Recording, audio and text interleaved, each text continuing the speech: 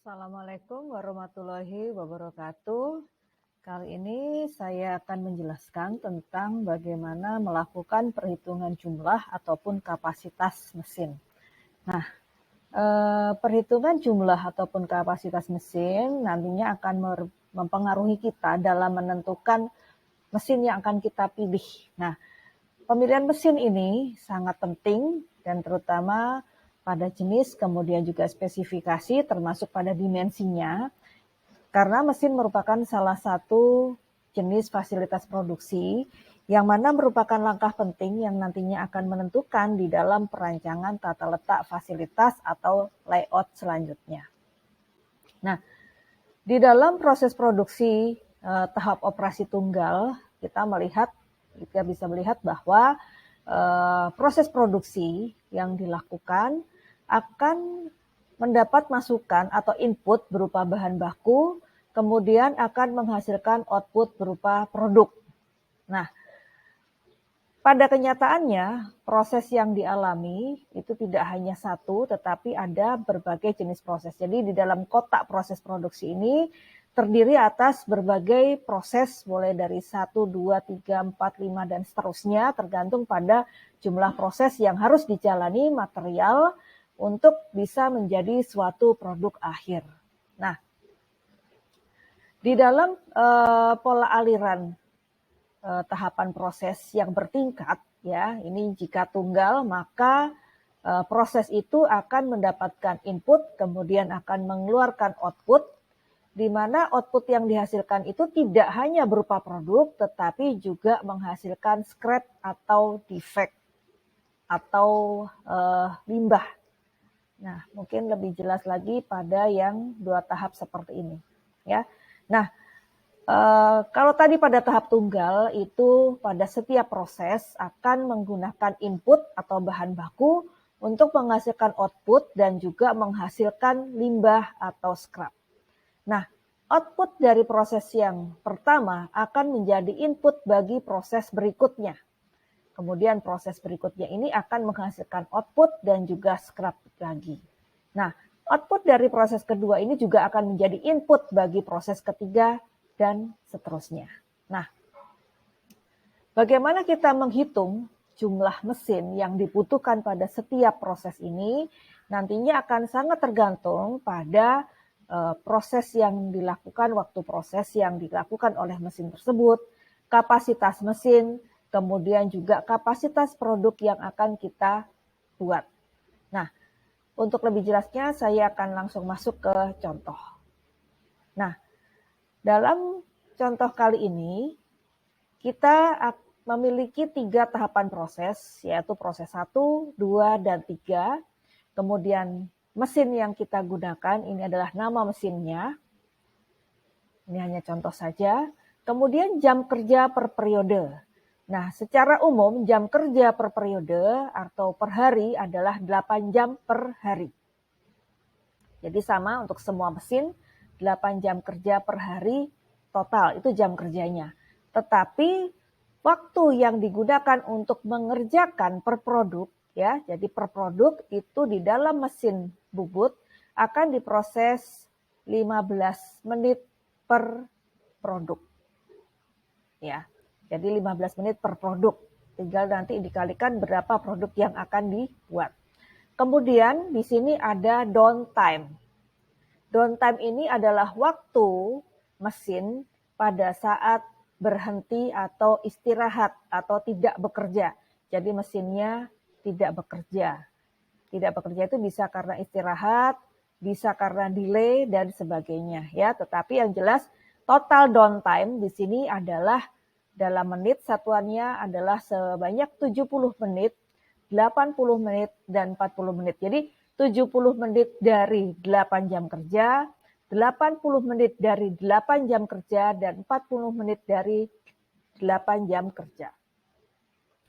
Selain downtime juga ada informasi tentang setup time. Satuannya juga adalah menit, ya. Setup time ini adalah waktu yang dibutuhkan untuk mengatur atau men-setup mesin. Jadi mesin pada saat akan digunakan, setiap akan digunakan harus dilakukan pengecekan, penyetelan, dan sebagainya. Itu adalah kegiatan setup. Nah, total setup time-nya adalah 16 menit per 8 jam, 12 menit per 8 jam, 8 menit per 8 jam. Artinya dalam satu siklus atau periode kerjanya, total dia mengalami setup time-nya sebesar data-data yang ditampilkan ini. Kemudian ada persentase defect.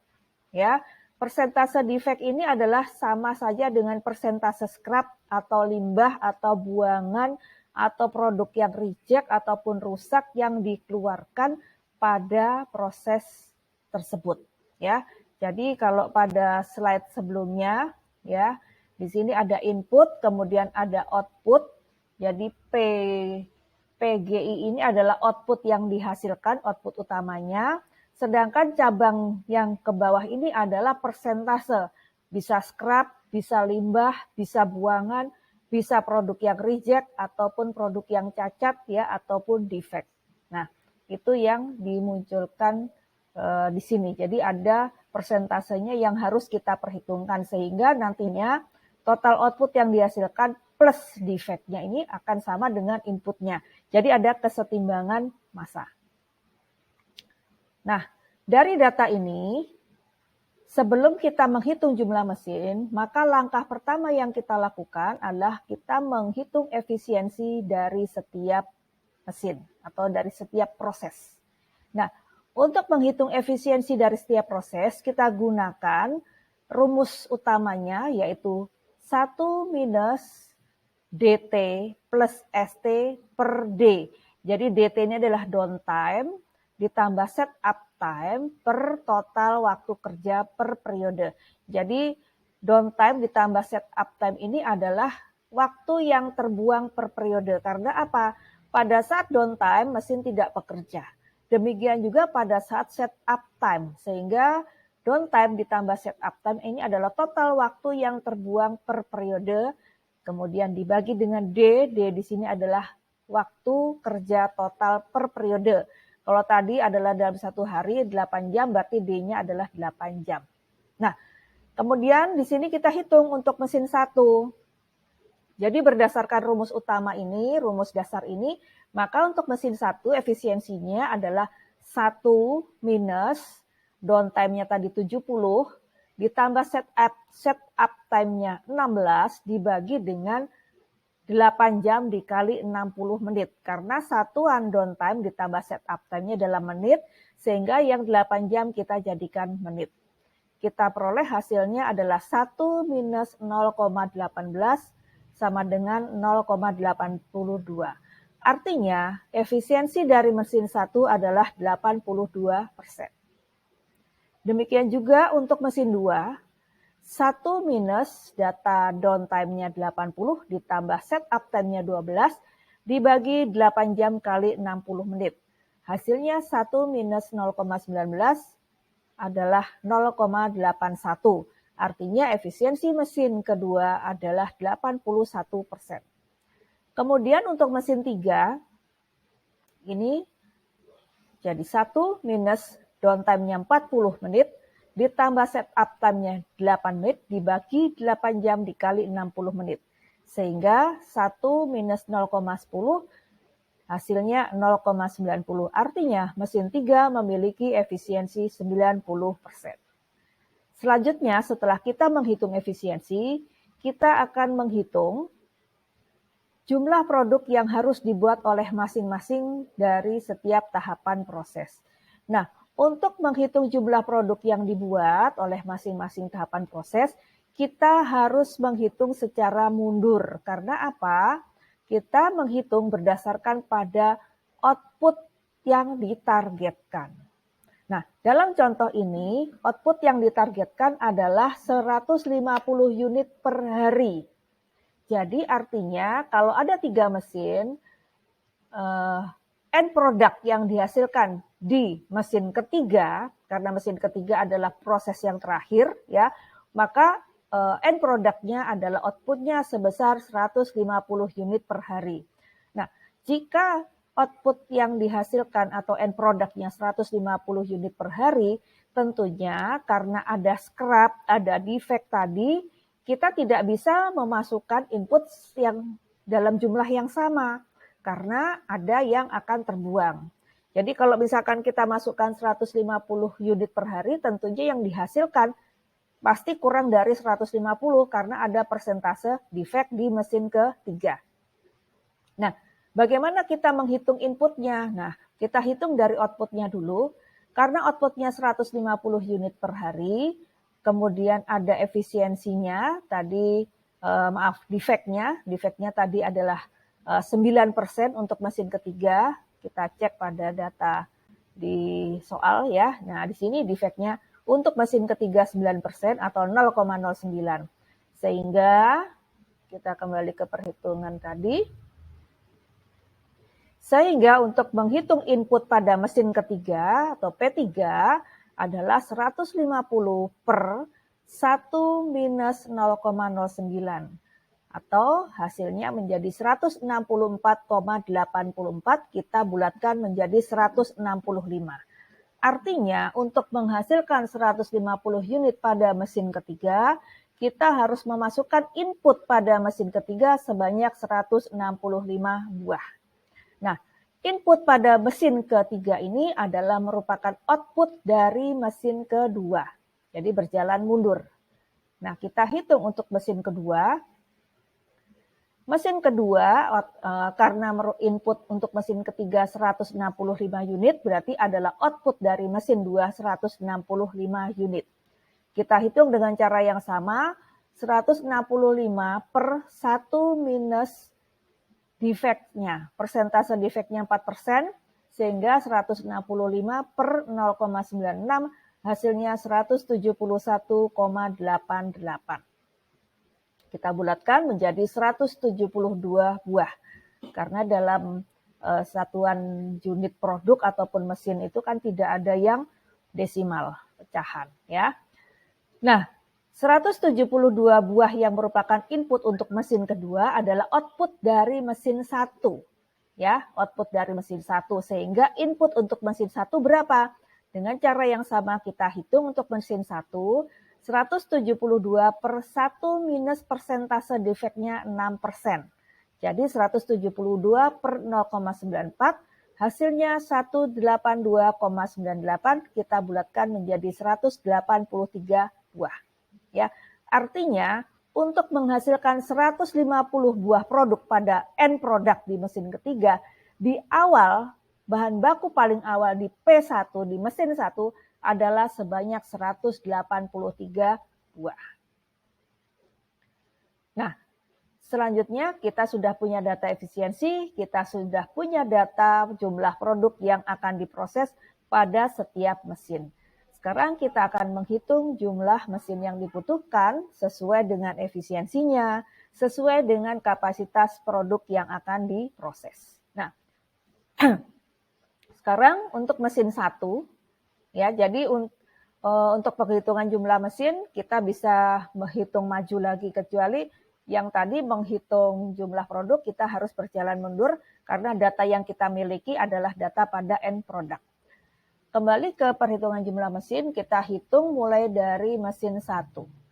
Untuk mesin 1 kita hitung dari ini adalah waktu proses ya. Jadi waktu proses tadi kita lihat dulu data sebelumnya. Nah, ini waktu pengerjaan ya. Waktu pengerjaan per produk adalah 15 menit per produk atau per unit produk.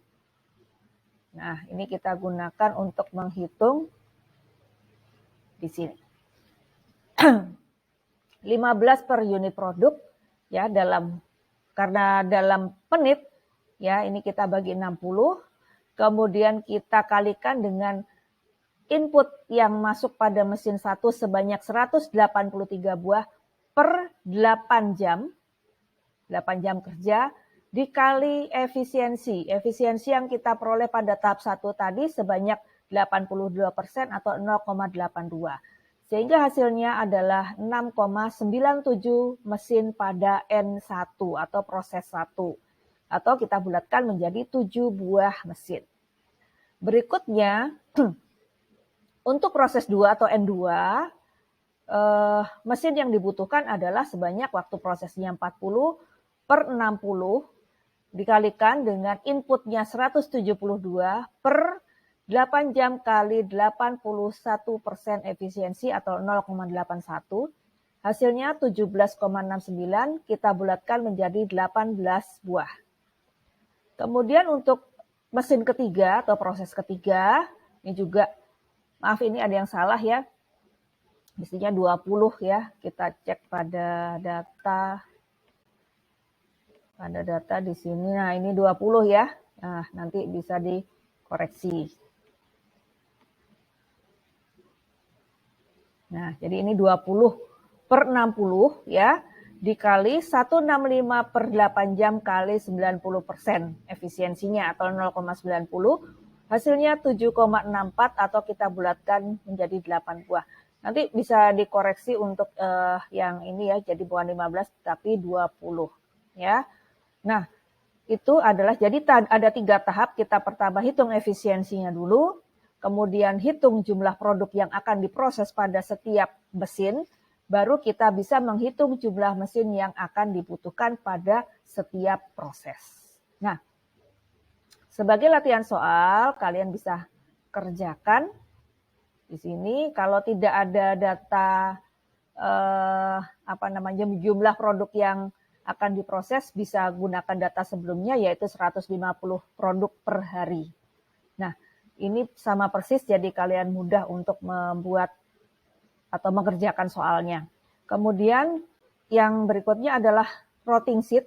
Untuk routing sheet ini sebenarnya sama cara perhitungannya, kita juga menghitung dari efisiensinya, juga menghitung dari jumlah produk yang dihasilkan. Hanya nanti di dalam routing sheet tampilannya saja yang berbeda. Untuk routing sheet nanti akan saya jelaskan pada bagian tersendiri. Baik, itu untuk menghitung jumlah mesin. Semoga bermanfaat. Terima kasih atas perhatiannya. Wassalamualaikum warahmatullahi wabarakatuh. Sampai jumpa di pelajaran kita berikutnya.